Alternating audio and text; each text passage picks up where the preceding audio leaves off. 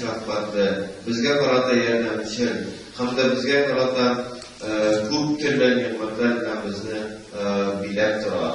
Hem indi her vakitne biz eng yaratgan narsa unda olsa Rasulullah sallallohu alayhi ve sellem niçik yaşagan ekan, şulay yaşar edim deb biz o'zimizga shunday fikrlar bilan yashaymiz.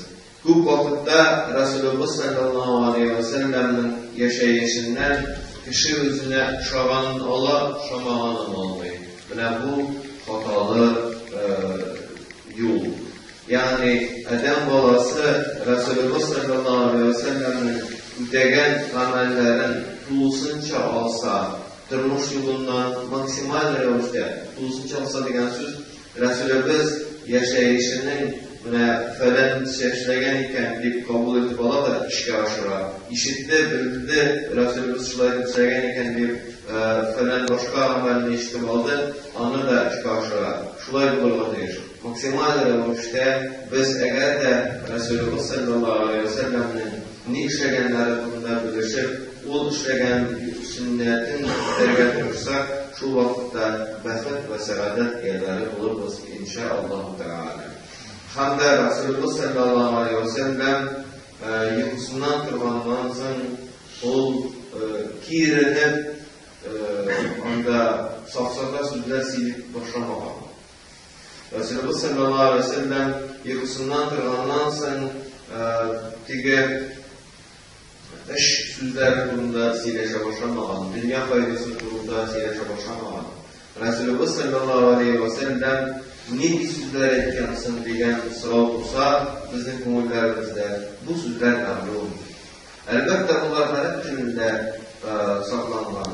Elbette bizim ümmetimiz 500 yıl içinde, 15 asır içinde şu ma'lumatni saqlab kelirga tirishgan, şu bilimni saqlab kelirga tirishgan, ham eng taralib qolgan, ham da eng taralgan shu vaqtda xalqlarda singib qolgan duoning birisi u da Rasulullah sallallohu alayhi ve sellem bilan turgandan so'ng alhamdulillahillazi ahyana ba'da ma amatana va ilayhi an-nushur deb aytgan bo'lgan.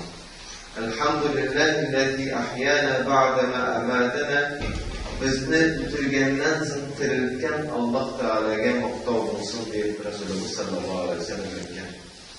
Va ilayhi an-nushur ham onun qarshida jiyu degan. Onun qarshida jiyu. Elhamdülillah, buna şu iki yarım cümleden turgan bir dolu cümle adam balasına cevap bile, yakın misalı diye sorular cevap bile.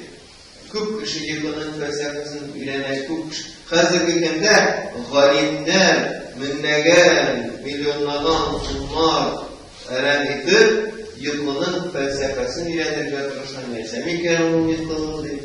Rasulullah sallallahu aleyhi ve sellem Elhamdülillahillezî ahyâne ba'de ma amâtena degan sözüyle ismin bile yıkını. Yıkı ölüm ekanligine delil etti. Bu elbette tenden can çıkıp gidip ölüdür. Lakin ölümün türü. Ölümün birinci türü. Kişi ölüm başkaça. Alimler üzerinin hizmetlerinde yıkını kişi ölüm degandir. Şu kişi ölümden türürken Allah Teala'ga Peygamberimiz hamd sana etken. Ondan sonra Rasulullah sallallahu aleyhi ve sellem o ayakları bilen basıp barıp taharat vakırgan bulgan. Hem eğer de bu ne vakitte turgan, tengi namazda turgan olsa, tengi namazda bara turgan bulgan. Eğer de başka vakitte turgan olsa, iki rekat taharat namazda turgan bulgan. Rasulullah sallallahu aleyhi ve sellem. Bizning eğer biz Müslüman ümmeti yıkıdan turgan sayın şu dumanı aytib, şu dumanı bilmesek Allah'a hamd sana aytib, duanı öğrenip ondan sonra ona aytib başlasak birincisi. İkincisi yıkıdan turgan sayın taharat vakırgan olsak da Күп мәртәбә кеше гомерендә йокларга ята, күп мәртәбә кеше гомерендә йокысыннан тора, без күп мәртәбә әҗер вә савапка ия булыр идек. Без һәрберебез әгәр йокысыннан торган сайын тәһарәт ала калса, безнең менә монда утырганнарыбыз гына, без генә, намазга килгән кешеләр генә, бүген җомгага җыелган кешеләр генә, йокыдан торган сайын тәһарәт ала калсак, тәһарәт алганнан соң 2 рәкъәт намаз укытырга булып калсак, шушында утырган кешеләрнең һәрберебезнең дөньясы яхшы якка, уңай якка үзгәрәчәк. Уңай якка үзгәрәчәк. Менә шушы инде ул тәһарәт алу кешенең күңелендәге ачуын, кешенең күңелендәге шушы кызучанлыгын бетерә. Ник дисәгез, су белән элемтәдә ут сүнә. Шулаймы? Әгәр дә учакка ут салсаң, ул шишетеп сүнә. Шуның кебек кешенең дә кызып китүләре, кешенең дә нәфсесенең аны җиңүеннән имин итә торган чара тәһарәттер. Йокыдан торган сайын тәһарәт алган булып калса, йокыдан торган сайын Расулыбыз саллаллаху алейхи ва салламның үтәгән, әйткән дуасын укый торган булып калса, без бик тә уңышка ирешкән мәртәбәдә булыр идек, шәят иншаллах. Онсын бик әһәмиятле.